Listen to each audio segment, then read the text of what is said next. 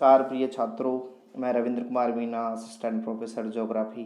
आप सबका भूगोल की इस कक्षा में पुनः स्वागत है। पिछले पार्ट में हम एशिया के शक्ति संसाधनों की चर्चा कर रहे थे, जिसमें हमने एशिया के अंदर जो शक्ति संसाधन है, प्रमुख रूप से कोयले के प्रकार, कोयले के भंडार, कोयले का उत्पादन, उसके बारे में विस्तृत चर्चा की थी।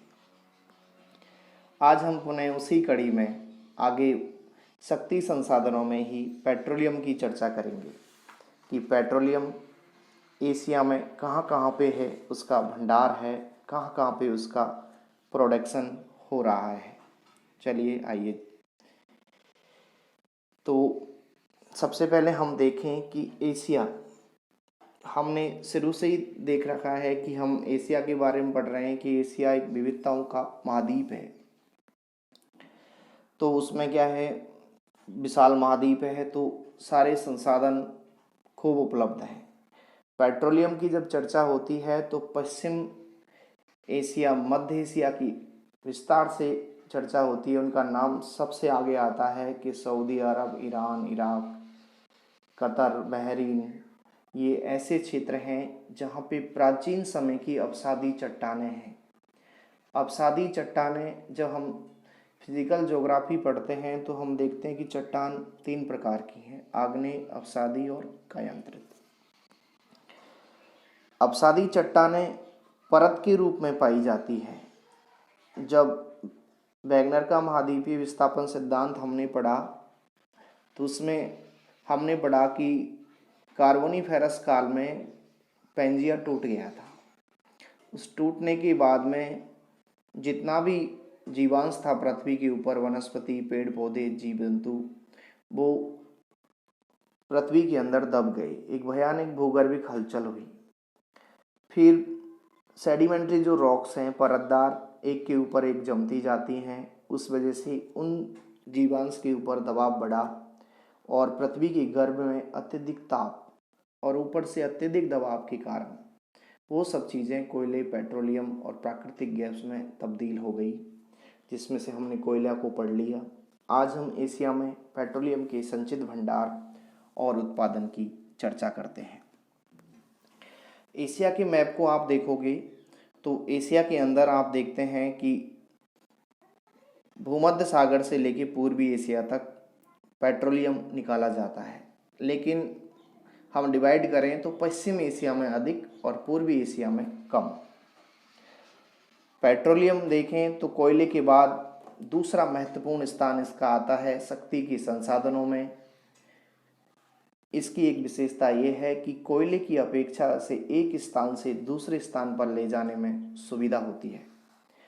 आधुनिक काल में विश्व में बढ़ती हुई यातायात के साधनों की मांग, क्योंकि पॉपुलेशन बढ़ रही है, यातायात के साधनों की मांग बढ़ रही है, उन पर दबाव बढ़ रहा है। उसके साथ ही लोग चाहते हैं समय भी बचे, तो तेज गति से चलने वाले यंत्रों की चालक शक्ति की पूर्ति, उनकी ऊर्जा की आवश्यकताओं की पूर्ति पेट्रोलियम से की जाती है। वर्तमान युग का विकास और विस्तार के बहुत कुछ अंश, यानी उसका बहुत बड़ा हिस्सा खनिज तेल की प्राप्ति पर निर्भर करता है, क्योंकि वर्तमान समय का विकास या प्राचीन समय से जो विकास होता आ रहा है उसको हम देखें तो वो ऊर्जा के संसाधनों के विकास के बाद तेज गति से आगे बढ़ा है। तो अगर हमें आगे बढ़ना है तो ऊर्जा की आवश्यकताओं की पूर्ति करते रहना है। उसी संदर्भ में हम देखें तो वर्तमान समय में जो हमारा विकास है वो पेट्रोलियम के ऊपर निर्भर है। भविष्य में भी इसका निरंतर महत्व बढ़ता रहेगा। इसकी पूर्ति के लिए ही हम नवीन संसाधनों की खोज कर रहे हैं, क्योंकि हम जानते हैं कि भविष्य में इसकी जो मात्रा है वो घट जाएगी या हो सकता है संपूर्ण रूप से खत्म भी हो जाए। पेट्रोलियम जो पृथ्वी से निकाला जाता है, काला गाढ़ा द्रव्य होता है, जिसको रिफाइनरियों में उसका शोधन किया जाता है, उसे शुद्ध किया जाता है। फिर इसके बाद इससे पेट्रोल, डीजल, केरोसिन, मोम, वैसलीन, चिकनाई वाले पदार्थ, पैराफिन और कोलतार जैसे अन्य सहायक उत्पाद इससे प्राप्त होते हैं। ये पेट्रोलियम की कुछ विशेषताएं और इसकी कुछ सामान्य जानकारी है। आगे हम देखें इसका प्रोडक्शन। इसकी प्रोडक्शन में हम देखें, आपको यहाँ दो मैप नज़र आ रहे हैं।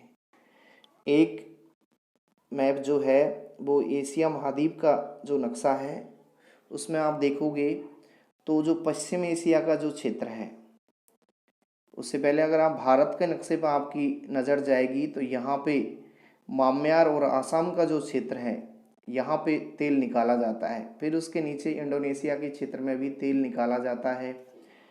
इसी नक्शे में आप पश्चिम में देखोगे तो जो सऊदी अरब है, उसके आसपास Iran, Iraq, Kuwait, Qatar, Bahrain, Turkey, Israel आदि क्षेत्रों में भी तेल का उत्पादन किया जाता है, पेट्रोलियम का उत्पादन किया जाता है।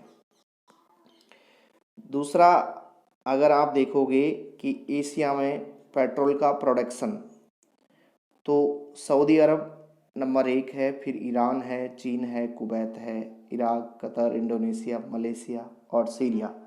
देखिए, इस मुख्य सूची में भारत का नाम नहीं है, क्योंकि भारत के अंदर पेट्रोलियम इतना अधिक नहीं निकाला जाता है।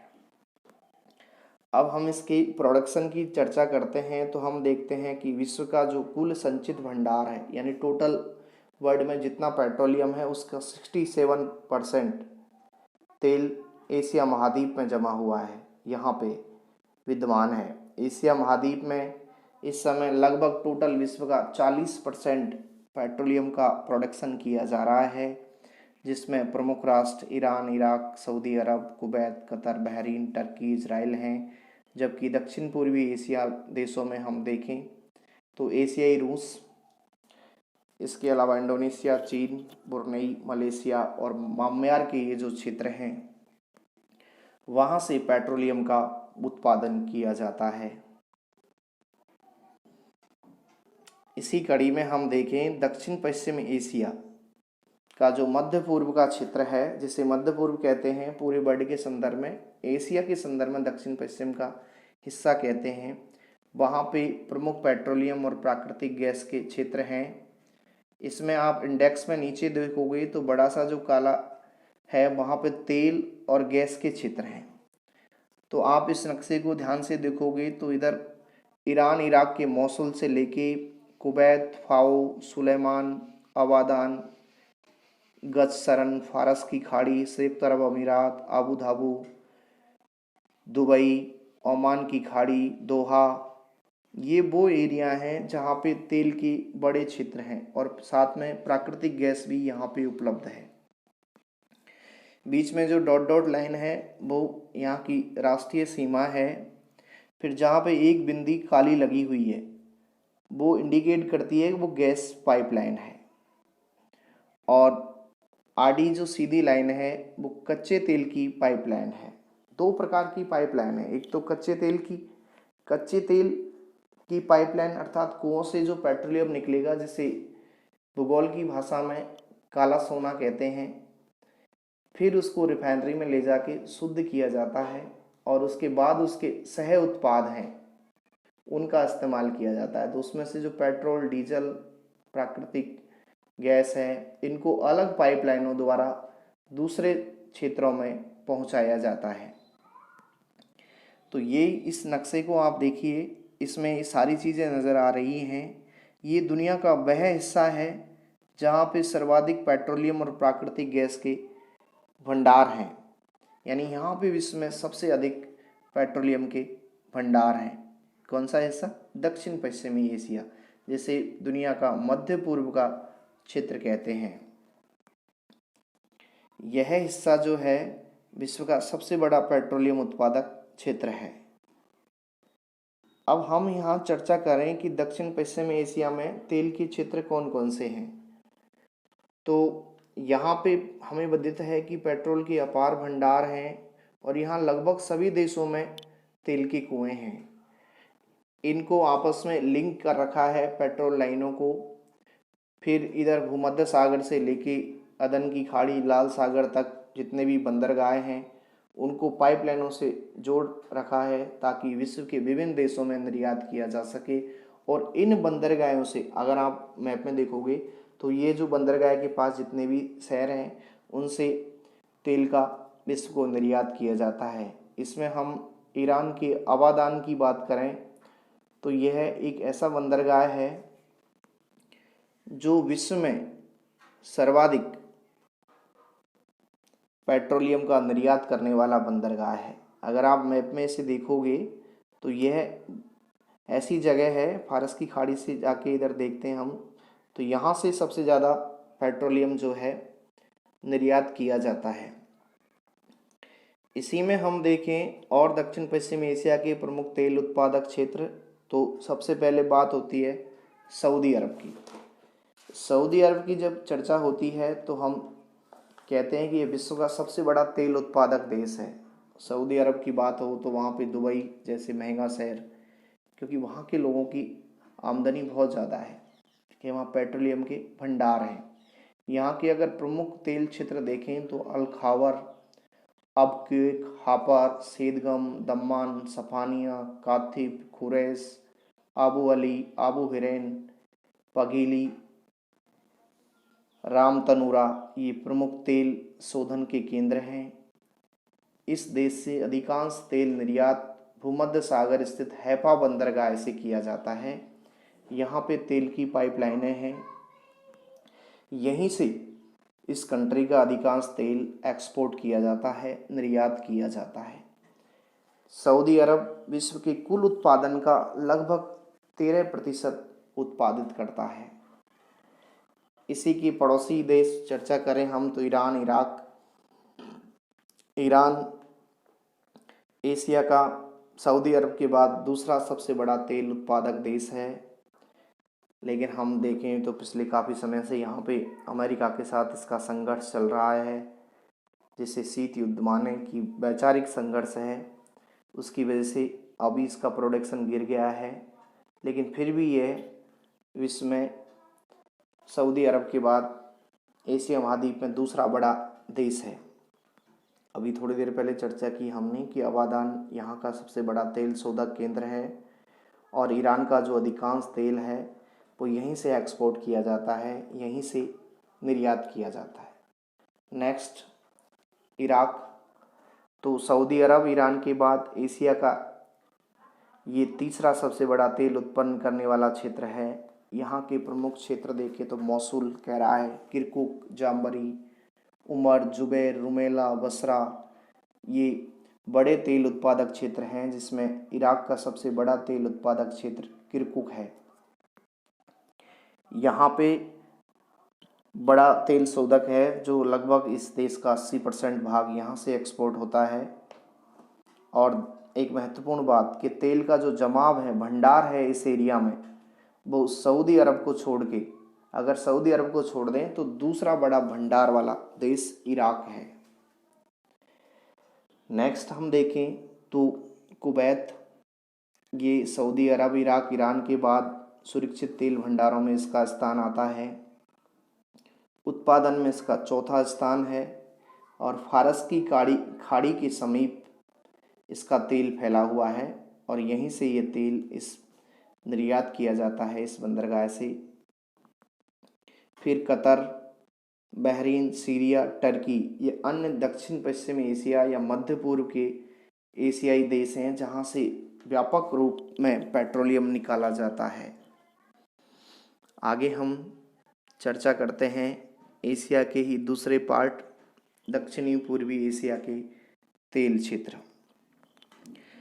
दक्षिण पूर्वी एशिया में तेल का उत्पादन कम होता है। कारण सीधा सा है कि तेल के सुरक्षित भंडारों में तेल जो है, पेट्रोलियम है, उसकी मात्रा कम है। तो मात्रा कम होगी तो उसका प्रोडक्शन भी कम होगा। अगर हम पर्टिकुलर एक कंट्री की बात करें दक्षिण पूर्वी एशिया में तो इंडोनेशिया की बात आएगी। वो सबसे अधिक इस एरिया का तेल उत्पन्न करने वाला देश है। इस यहाँ पे लगभग विश्व का 2% जमाव है, यानी इसका जो एरिया है मैप पे आप देखोगे कि इंडोनेशिया में सुमात्रा है, सुमात्रा में पालेमबाग, जाम्बल उत्तरी मैदानी क्षेत्र, फिर इसके पास ही बोर्नियो, जावा के उत्तरी पूर्वी भाग, सेरामुंदी, ये कुछ ऐसे क्षेत्र हैं जहाँ पे तेल का जमाव है और यहाँ से तेल निकाला जाता है।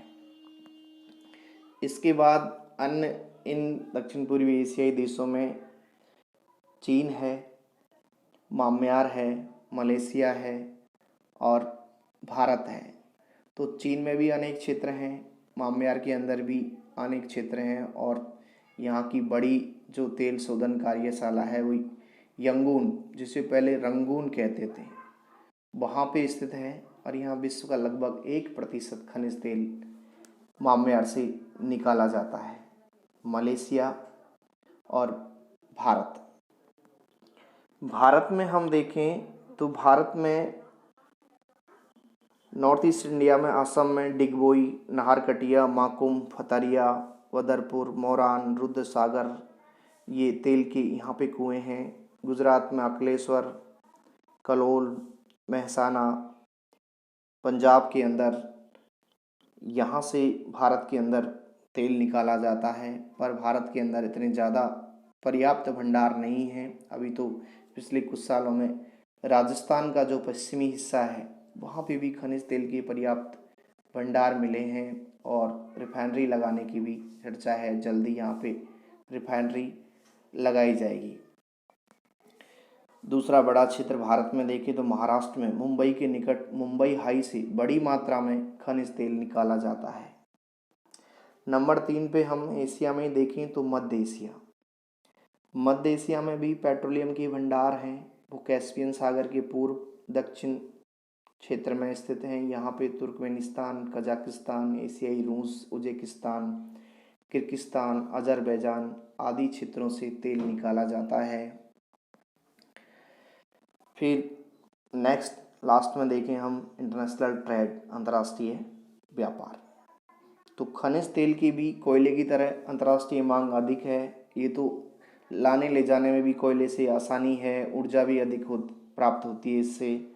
तो एशिया में हम देखें तो दक्षिण पश्चिम एशिया के देश सऊदी अरब, इराक, ईरान, कतर, कुवैत ये प्रमुख निर्यात करने वाले देश हैं। बाकी पूर्वी एशियाई देशों में देखें भारत, चीन, जापान, यहाँ पे इतने भंडार नहीं हैं। ये लोग इंपोर्ट करते हैं, आयात करते हैं तेल का अपनी ऊर्जा की आवश्यकताओं को पूरा करने के लिए। हम इस कक्षा में अभी एशिया के खनिज पदार्थों का अध्ययन कर रहे हैं, जिसमें हमने पहले मिनरल्स पढ़े, फिर उसके बाद पावर रिसोर्सेज, शक्ति के संसाधनों की चर्चा की है। उसमें हमने कोयले और पेट्रोलियम को पढ़ा है। अगली कक्षा में हम प्राकृतिक गैस, जल विद्युत के बारे में चर्चा करेंगे। तब तक धन्यवाद।